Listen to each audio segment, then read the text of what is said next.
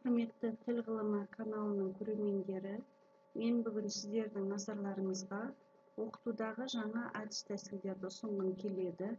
Бүгінгі ұсынылатын әдіс-тәсілдердің біріншісі бұл домино тәсілі. Домино тәсілін сабаққа пайдалану барысында ең бірінші домино пішіндес қағаз қиындыларын дайындап аламыз және домино пішіндес қағаз қиындыларын ортасынан қаламмен сызып қоямыз. Топтағы бірінші оқушы оң жақ бөлігіне сұрақ жазады. Келесі оқушы келесі домино парақшасының сол жағына сол сұрақтың жауабын жазады. Оң жағына өз сұрағын береді. Осылайша келесі оқушы өз доминосына осындай жазба қалдырады. Барлық топ өз доминоларын жасап болған соң араластырып, көршілес топқа домино қиындыларын құрастыруға ұсынады. Қай топ әрі жылдам, әрі дұрыс құрастырса, сол топ жеңіске жетеді.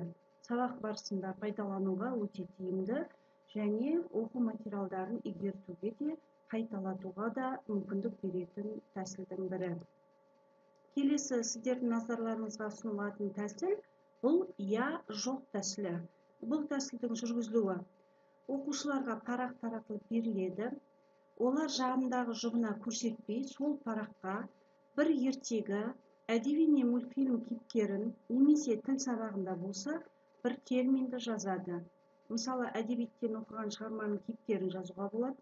7-ші сыныпта Құрмаш, Аян, Тортай, Қали, тағы сол сияқты.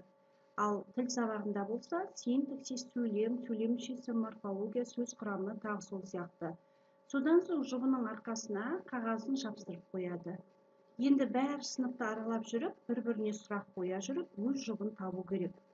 Мысалы, сол әңгімедегі барлық кейіпкерлер немесе сол терминге байланысты терминдер бірін-бірі тауып алу керек. Ал қойылған сұрақтарға тек я немесе жоқ деген жауап қана берілетін болады. Бұл тәсілменен оқушылар өздерінің өткен тақырыптарының және тақырыптарға байланысты ұғымдардың өзара сабақтастығын анықтайды. Әрі сабақ ойын түрінде өткендіктен жеңіл тәсілмен материалды игертуге болады. Сіздердің назарларыңызға ұсынылып отырған келесі тәсіл бұл көк тақта немесе көк диван тәсілі деп аталады.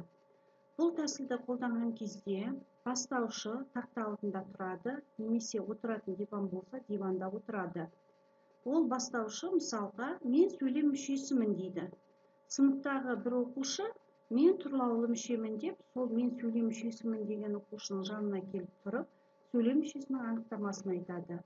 Ал келесі оқушы мен тұрлаусыз мүшемін деп келіп, тұрлаулы мүшенің анықтамасын береді.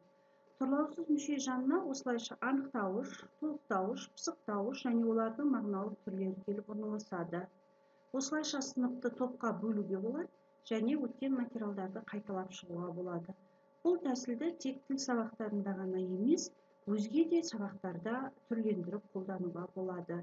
Сіздердің назарларыңызға бүгінгі ұсынылып отырған тәсілдің түрі осындай.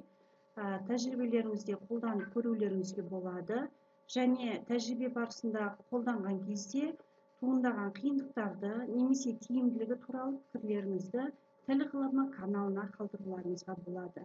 Назарларыңызға рахмет. Сау болыңыздар.